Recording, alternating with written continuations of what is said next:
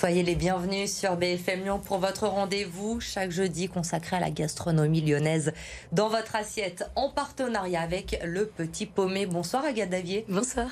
Et notre invité cette semaine, Jérémy Crozer de la maison Crozer et Bello. Bonsoir. Bonsoir. Merci d'avoir accepté notre invitation. On va vous retrouver dans un instant pour parler notamment pâté croûte ce soir puisque vous êtes finaliste pour les championnats du monde qui vont se dérouler à Lyon le 5 décembre prochain. Mais d'abord, bien sûr, on débute avec les infos food de la semaine. Les 3 infos à retenir dans le monde de la gastronomie lyonnaise, c'est avec Agathe, bien sûr. Et on débute avec la Coupe du monde de la pâtisserie. Agathe, elle va se tenir à Lyon en début d'année. Et on connaît, ça y est, les thèmes de la compétition. Exactement, c'est le comité international d'organisation qui les a dévoilés ce lundi. Répartis en 20 équipes, les participants devront réaliser 42 desserts de dégustation et 3 pièces artistiques, le tout en 10 heures. Chaque équipe sera composée d'un chocolatier, d'un expert du sucre et d'un maître glacier. Et cette année, ils devront innover autour du thème de l'éco-responsabilité. Le concours mondial se veut plus durable, plus responsable et plus respectueux de son environnement concernant les ingrédients utilisés. À titre d'exemple, le comité a interdit l'utilisation d'additifs et de colorants pendant les épreuves.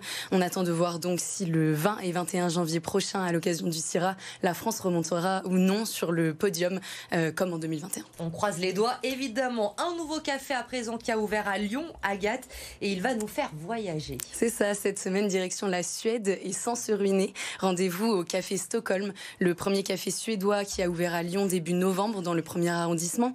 Ce café au décor scandinave vous propose des mets dont le prix varie de 2 à 12 euros en fonction de la formule que vous choisirez. À la carte, on peut citer du Ibra à base de pain de seigle maison, boulettes de viande de bœuf maison, salade de pommes de terre à la moutarde suédoise et côté sucré, des cannelbulles, ces petites brioches suédoises à la cannelle. Tout est fait avec des produits locaux. On vous laisse donc découvrir cette cuisine originale. Et puis nous sommes le 24 novembre, dans un mois tout pile, ce sera le réveillon de Noël. On lance officiellement, ça y est, la saison des marchés de Noël, Agathe. Et pour l'inaugurer en beauté, le premier marché de Noël ouvre ses portes ce week-end à l'Hôtel Dieu. Vous retrouverez un véritable petit village avec 4 chalets différents, dont le chalet numéro 4 qui sera dédié à la restauration.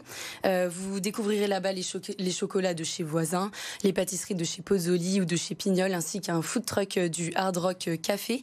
Rendez-vous aussi place Carnot, 103 chalets vous attendent, et ce jusqu'au 24 décembre. Côté restauration, la ville a tenu à privilégier les circuits courts, les produits de saison et certifiés avec une offre de cuisine végétale diversifiée. Ça commence ce week-end et évidemment des marchés de Noël, il y en a un peu partout dans la métropole, donc vous avez de quoi vous occuper jusqu'au 25 décembre. Jérémy Crozer est avec nous cette semaine. Vous faites partie des finalistes pour le championnat du monde de pâté croûte qui se déroule à Lyon le 5 décembre prochain. D'abord, question toute simple mais qui fait souvent débat. Pâté croûte ou pâté en croûte ? Pâté croûte. Pâté croûte, c'est sûr. Pâté croûte. Le pâté croûte, donc une institution chez nous à Lyon. On le retrouve dans tous les bouchons lyonnais traditionnellement. Alors chacun a sa recette. Qu'est-ce qui fait, selon vous, un bon pâté croûte ? Alors déjà, une belle pâte bien cuite, plutôt fine, pas trop épaisse. Une belle farce, bien liée, moelleuse, avec des beaux marquants, une belle couleur et une belle et bonne gelée. Le vôtre, il a quoi ? Vous nous l'avez apporté, on le voit ici à l'antenne grâce à Eline Dany, ces superbes images de votre pâté croûte. C'est celui-ci que vous allez présenter le 5 décembre ? Non, le 5 décembre, c'est tenue secret. C'est la version un peu plus élevée pour le concours. C'est un pâté croûte de concours, voilà. C'est pas un pâté croûte qu'on peut beaucoup reproduire en boutique parce qu'il demande beaucoup de travail. Là, on a des pâtés croûtes un peu plus simples, on va dire entre guillemets, qu'on vend au magasin et qui sont tout à fait sont bons, enfin ils sont top quoi, mais on peut pas mettre on peut le dire, vos pâtés croûtes, Jérémy, ils sont hyper réputés sur Lyon. Tout le monde vient dans votre charcuterie pour les acheter. Comment ça se prépare un pâté croûte ? On met du temps, c'est une recette compliquée à faire ? Il faut du temps, il faut un pâté croûte en moyenne, moi je mets entre les mises au sel, les gelées, les jus qu'on met dedans et tout, il faut au moins une bonne semaine quoi. Voilà, ça prend du temps. Ça prend du temps, il va y avoir le championnat du monde le 5 décembre. La recette, évidemment, vous la tenez secrète, on comprend bien, pour pas que les concurrents vous piquent vos idées. Mais comment vous l'élaborez ? Parce que vous m'expliquiez tout à l'heure, il y a du monde dans le jury, il faut réussir à convaincre tout le monde. Ça doit pas être évident de trouver la bonne recette pour un tel événement ? Il faut rester... c'est un produit de tradition, aussi bien charcutière que de cuisinier. Je pense que voilà, c'est un produit où on doit rester entre guillemets classique, mais un produit bien maîtrisé, techniquement abouti. Et c'est ce qui fait le succès d'un bon pâté croûte de concours. Alors vous étiez déjà au championnat du monde l'année dernière, Jérémy, vous aviez terminé 4e de la compétition. Oui. Cette année, le podium, le titre, il faut forcément aller plus haut. On n'y va pas pour faire de la représentation, c'est sûr. Vous avez une pression particulière ou pas? Pression un peu quand même, mais voilà, après on a les fêtes derrière qui arrivent et tout, faut garder la tête sur les épaules, il faut pas perdre les pédales quand même. Il faut ramener ce titre ici parce que j'ai vu les 2 derniers vainqueurs, ce sont des Japonais. C'est pas possible. Le champion du monde de pâté croûte, il doit être lyonnais. Ce serait bien. Le jury, il est composé de chefs étoilés, je crois, de meilleurs ouvriers de France, de personnalités de la gastronomie également. Qu'est-ce qui fait la différence, selon vous, pour remporter le titre dans une telle compétition? La technique. Toujours, je pense que ce qui fait la différence dans un concours reste la technique. Sur des concours de produits, des concours dans nos corps de métier, c'est la maîtrise des cuissons, la maîtrise des liaisons des farces, le choix, la sélection des viandes, la cuisine qu'on a autour. C'est un produit qui est à la frontière entre la pâtisserie, la boulangerie, la cuisine, la charcuterie. Donc c'est tellement vaste pour avoir un pâté croûte parfait que voilà, ça demande une énorme maîtrise. Mais le vôtre, il est parfait, on le sait déjà. On vient le déguster dans votre charcuterie, donc il n'y a pas de raison. Évidemment, on est avec vous. On croise les doigts pour que vous nous rameniez ce titre de champion du monde. Merci. Vous pouvez évidemment déguster le pâté croûte de Jérémy et tous les autres produits qu'il fait dans sa charcuterie. Évidemment, il vous attend. N'hésitez pas à aller le voir. Vous restez avec nous pour le reste de l'émission. On passe tout de suite à un chef, une recette. Et comme chaque semaine, on va retrouver notre apprenti chef sur BFM Lyon, Éline Dany. Alors cette semaine, elle a investi une nouvelle cuisine, c'est celle du chef Florent Poulard du restaurant Monsieur P pour un repas. Évidemment, on l'a dit, on est à un mois de Noël, spéciale fête de fin d'année. On découvre aujourd'hui l'entrée. J'ai décidé de vous proposer un menu complet, entrée, plat, dessert spécial Noël. Et pour ce menu complet, j'ai décidé de choisir le chef Florent Poulard du restaurant Monsieur P, qui se situe place des Célestins dans le 2e arrondissement.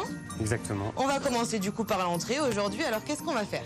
Donc on va revisiter l'huître en coquille à raison on va couler une gelée d'eau d'huître au fond de la coquille. On va faire un petit tartare de pommes pour l'acidité. Et après on va faire un petit assaisonnement autour du champagne et du vinaigre. Donc on aura besoin de belles huîtres, donc par exemple souvent des numéros 2 parce que la texture du ratio de la chair est le plus sympa. On va utiliser aussi l'eau des huîtres qu'on va récupérer. Ensuite pour notre assaisonnement on aura besoin de poivre noir, de vinaigre, de xérès, d'une échalote et de champagne. Okay. Et ensuite, notre tartare il sera composé de pommes Granny Smith, de citron et d'oignons cébettes. Alors, il y a plusieurs techniques d'ouvrir les huîtres. Donc, il suffit de la prendre dans la main. Ouais. Certains l'ouvrent par derrière, moi, je l'ouvre par le côté. En sachant qu'au niveau, si tu tiens ton huître comme ça, au niveau de ton doigt, il y a le nerf qui se trouve ici. Donc, tu as simplement